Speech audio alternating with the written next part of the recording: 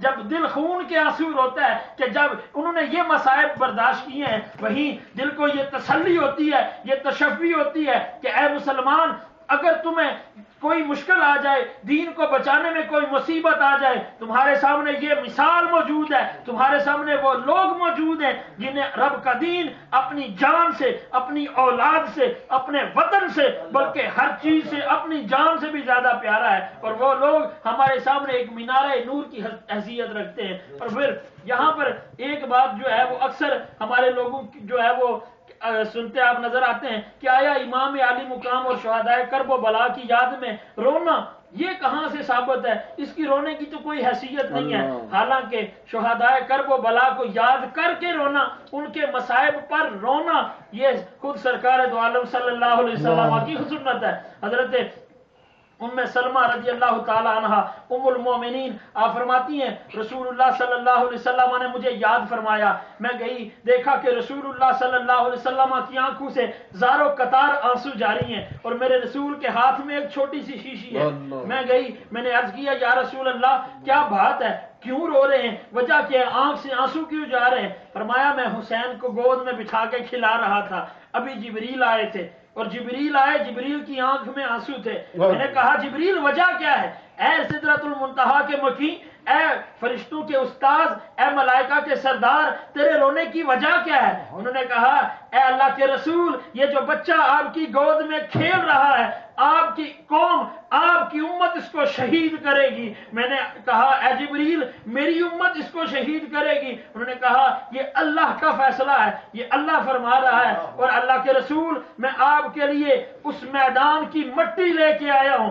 اس بوتل میں اس میدان کی مٹی ہے جسے میدان کرب و بلا کہتے ہیں۔ اے اللہ کے رسول جس دن آپ کے نواسے کو شہید کیا جائے گا، اس مٹی کو رب خون میں تبدیل فرما دے گا۔ اے ام سلمہ یہ اس میدان کی مٹی ہے، میں اس کو دیکھ رہا ہوں جس میں میری اولاد کو، جس میں میرے اس نواسے کو، جس میں میرے شانے کے شاہ سوار کو جس قتل کیا جائے گا، شہید کیا جائے گا۔ اے ام سلمہ جس دن اس مٹی کو تو خون میں بدلتا ہوئے دیکھے تو سمجھ لینا میرا حسین شہید کر دیا گیا ہے۔ یہ امام عالی مقام اور شہدائے کرب و بلا کو یاد کر کے آنکھوں سے آنسو بہانا یہ مصطفیٰ کریم صلی اللہ علیہ وسلم کی سنت ہے۔ لیکن کوئی اگر یہ سمجھے کہ میدان کرب و بلا میں امام حسین ہار گئے تو یہ اس کی ناسمجھی اور کم عقلی ہے۔ امام حسین ہارے نہیں ہیں، امام حسین کی جیت یہ ہے کہ جب کوئی انسان آپ نے دیکھا ہے کہ جب کسی کو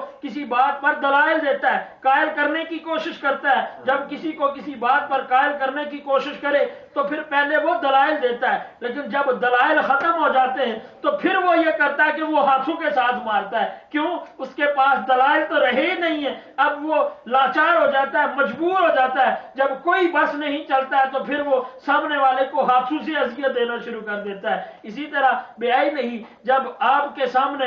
یزیدی لشکر نے آپ کے سامنے صلح کی کوشش کی، آپ سے باتیں کرنے کی کوشش کی تو آپ نے دلائل دیے، آپ نے دلائل ان کے سامنے رکھے تو کہ تم مجھے کیسے شہید کرنا چاہتے ہو، تم مجھے کیوں یہاں پر اذیتیں دینا چاہتے ہو۔ آپ نے ان کے سامنے شرائط رکھی، 3 شرطیں تمہارے سامنے ہیں، یا تو مجھے مدینہ طیبہ واپس جانے دیا جائے، یا مجھے ملک شام جا کر اس سے بات کرنے کی اجازت دی جائے، یا پھر مجھے جو ہے وہ اسلامی سرحدوں کی طرف جہاد کرنے کی اجازت دی جائے۔ لیکن تینوں شرطیں نہیں مانی جاتی ہیں۔ شرط یہ ہے کہ آپ نے صرف اور صرف بیعت کرنی ہے۔ آپ نے فرمایا بیعت میں اس کی نہیں کروں گا، یہ ہو ہی نہیں سکتا ہے کہ میری زندگی میں تم مجھ سے اس کی بیعت لے لو۔ لیکن جب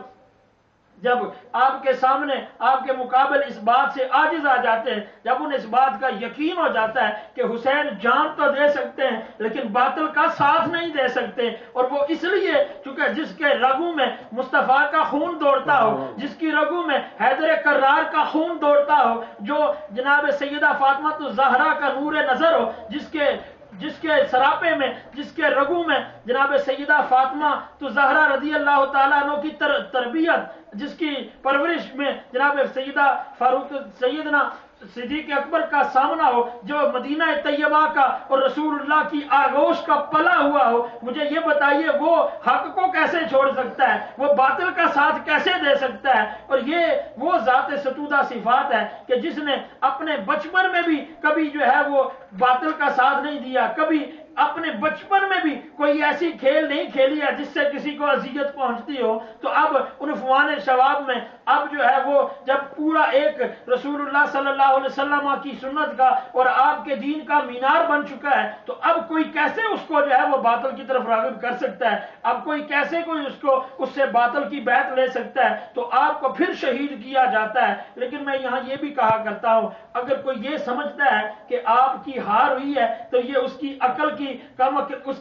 کی کوتا بھی نہیں ہے۔ رسول اللہ صلی اللہ علیہ وبارک وسلم آپ نے اس حکایت کو بیان فرمایا۔ اللہ رب العزت نے قرآن حکیم میں اس آیات بینات کو نازل فرمایا۔ اللہ نے ایک واقعہ ذکر فرمایا جن کو اصحاب الاخدود کہا جاتا ہے۔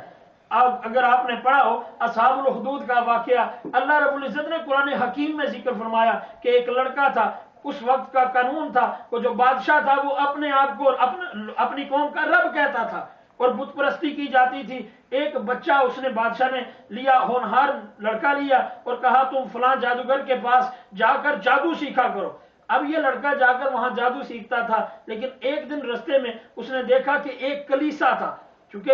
اس وقت کا جو مذہب تھا وہ عیسائیت تھا۔ اس نے ایک کلیسا دیکھا، وہاں پر چھپ کے اس نے دیکھا کہ لوگ کرتے کیا ہیں۔ جب اس نے دیکھا کہ لوگ عبادت کر رہے ہیں، ایک دن وہ اندر چلا گیا اور ان سے پوچھنے لگا یہ تم کیا کر رہے ہو؟ انہوں نے کہا ہم ایک اللہ کی عبادت کرتے ہیں جس کے عیسیٰ علیہ السلام اس کے نبی ہیں، ہم اس اللہ کی عبادت کرتے ہیں جو وحدہ لا شریک ہے۔ بچہ وہاں سے چلا، پھر جادوگر کے پاس چلا گیا، لیکن رستے میں جب بھی ہو جاتا وہاں سے ہو کے جاتا، ان لوگوں کی باتیں سنتا۔ اس لڑکے کے دل میں اس راہب کی باتوں نے اثر کیا۔ اس نے کہا دین تو وہی ہے جو رب کا دین ہے، جو اس ذات کو ماننے والا ہو جو وحدہ لا شریک ہے۔ ایک دن اس نے ان کا کلمہ پڑھ لیا اور اس دین عیسائیت کو اس نے قبول کر لیا، کیونکہ وقت کا جو دین تھا وہ عیسائیت تھا۔ لیکن ایک دن جب وہ بادشاہ کے دربار میں گیا تو اس نے وہاں پر باتوں میں جب اس سے کہنے لگے، دین کی باتیں کرنے لگے، تو اس نے کہا دین تو وہی ہے جو عیسائیت ہے، دین تو وہی ہے جو اللہ کا دین ہے۔ اب ان لوگوں نے کہا کہ یہ کیسا دین تم نے نکالا ہے؟ اس نے کہا وہاں پر جو راہب لوگ رہتے ہیں وہ اللہ کی عبادت کرتے ہیں۔ جب راہب کو بلایا گیا تو اس نے کہا ہاں میں نے اس کی تربیت کی ہے۔ تو پھر اس وقت کے بادشاہ نے اس راہب کو اور اس کے ساتھیوں کو تو قتل کر دیا، لیکن اس لڑکے کو کہا تو اس دین کو چھوڑ دے۔ اس نے کہا تم جان تو لے سکتے ہو لیکن دین نہیں چھوڑ سکتا ہو۔ تو پھر اس سے کہا گیا اے سپاہیوں اس کو لے جاؤ، پہاڑ کے اوپر سے اس کو گرا دو۔ جب پہاڑ کے اوپر سپاہی اس کو لے کے جاتے ہیں، گرانے کی کوشش کرتے ہیں، رب ذوالجلال اس پہاڑ پر زلزلہ طاری فرما دیتے ہیں، سارے سپاہی مر جاتے ہیں، یہ لڑکا پھر بھی بچ جاتا ہے۔ پھر بادشاہ نے حکم دیا اس کو لے جاؤ سمندر کے درمیان جا کر جو ہے وہ اس کو سمندر میں پھینک دو۔ جب وہاں پر لے کے جاتے ہیں سمندر میں پھینکنے کے لیے، لیکن وہاں پر بھی جو ہے وہ اللہ رب العزت اس لڑکے کو بچا لیتے ہیں۔ سمندر میں طوفان آتا ہے، کشتی الٹ جاتی ہے، باقی سارے کے سارے سپاہی مر جاتے ہیں، لیکن یہ پھر بھی بچ جاتا ہے۔ اور جب دوبارہ یہ بادشاہ کے پاس آتا ہے، بادشاہ خود کہتا ہے کوئی ایسی بات بتا جس سے میں تجھے قتل کر سکوں، کوئی ایسا طریقہ بتا۔ تو اس نے کہا ایک طریقہ ہے، وہ یہ ہے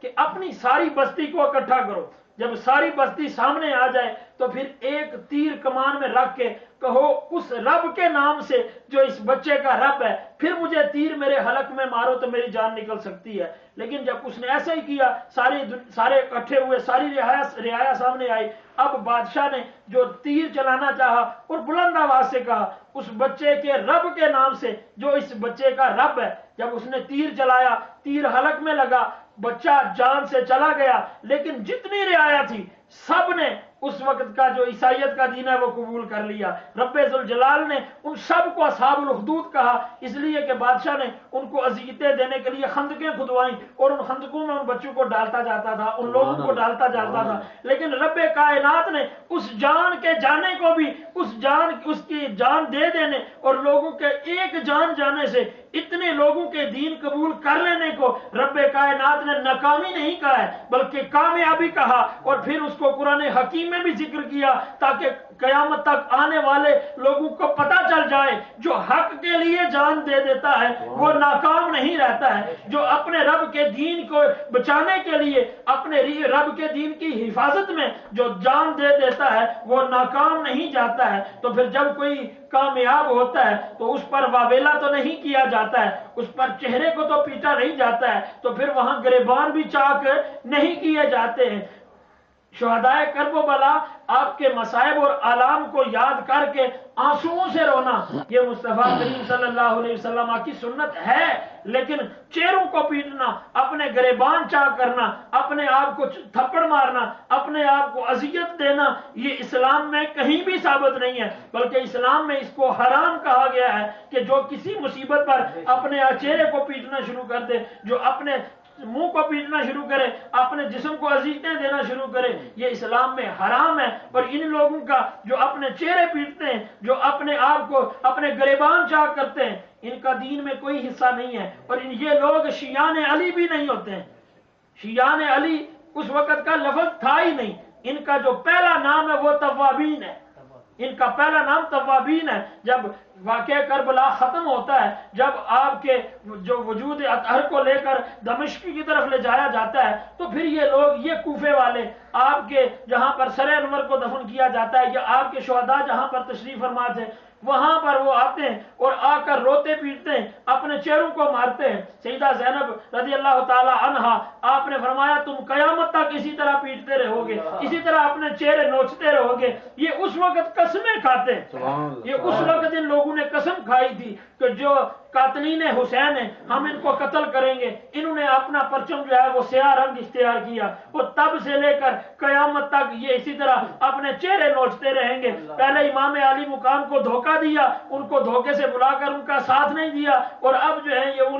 ان کے غم کے ٹھیکیدار بنتے پھرتے ہیں، اپنے گریبان چاک کرتے پھرتے ہیں، اور اپنے آپ کو روتے اور پیٹتے نظر آتے ہیں، اپنے آپ کو مارتے نظر آتے ہیں۔ حالانکہ تاریخ شاہد ہے، امام زین العابدین جو امام علی مقام کے آپ کے سجادہ نشین اور آپ کے جانشین ہیں، آپ جب تک حیات رہے آپ نے کبھی بھی اپنے چہرے کو نہیں پیٹا ہے، آپ نے کبھی بھی اپنے گریبان چاک نہیں کیے ہیں، بلکہ جب تک آپ ساری زندگی آپ زندہ رہے آپ مسکرائے نہیں، آپ نے خوشی کا اظہار نہیں کیا، آپ مسکرائے نہیں، آپ کو کسی نے ہنستے ہوئے نہیں دیکھا۔ لیکن کوئی یہ نہیں کہہ سکتا ہے کہ جب 10 محرم کا دن آتا آپ گریبان چاک کرنا شروع ہو جاتے یا اپنے چہرے کو مارنا شروع کر دیتے، بلکہ مصطفیٰ کریم صلی اللہ علیہ وسلم کے گھرانے کا انداز یہ ہے کہ جب اس شہدائے کرب و بلا کے واقعہ کے ہونے کے بعد ایک شخص آپ کے گھر آتا ہے، اور یہ وہ شخص ہے جو قاتلین حسین میں سے ہے، امام علی مقام امام زین العابدین اسے دیکھتے ہیں اور دیکھ کر اس کو عزت سے بٹھاتے ہیں، اس کے کھانے کا اہتمام کرتے ہیں، کھانا کھلاتے ہیں، خود اپنے ہاتھوں سے اس کے لیے بستر لگاتے ہیں، اور بستر لگا چکتے ہیں اس کو سلاتے ہیں۔ جب صبح ہوتی ہے آپ خود اس کو جب تشریف لاتے ہیں، خود اٹھاتے ہیں، خود کھانا پیش کرتے ہیں، اور خود رکاب پکڑ کر اسے سوار کرتے ہیں۔ جب یہ رکاب میں قدم رکھنے لگتا ہے تو پھر پیچھے ہو جاتا ہے، کہتا ہے لگتا ہے امام آپ نے مجھے پہچانا نہیں۔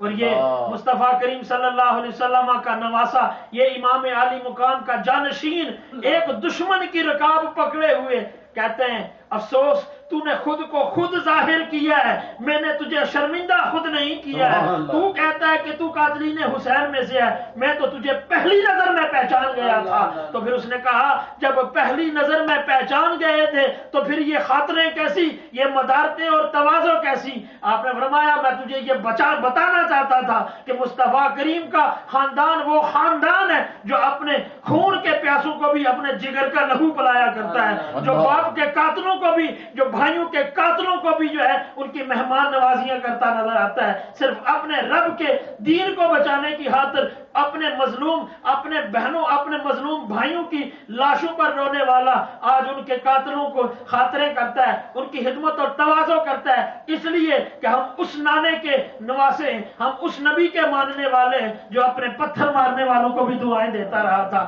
اس لیے آج کے دور میں اس شعور کی ضرورت ہے، اس مقصد کو سمجھا جائے، اس مشن کو سمجھا جائے، جس مشن کے لیے، جس مقصد کے لیے اور جس عظیم تر قربانی جناب امام علی مقام نے پیش کی ہے، اس مقصد کو سمجھا جائے۔ وہ مقصد یہ ہے کہ اے مسلمانوں، حق کی خاطر اپنی زندگی، اپنی جان دینے سے بھی گریز نہ کرو، اور پھر آپ نے آخری جو اپنی جان نکلنے سے پہلے، جس میں اطہر سے جان جدا ہونے سے پہلے آپ کا جو سجدہ ہے،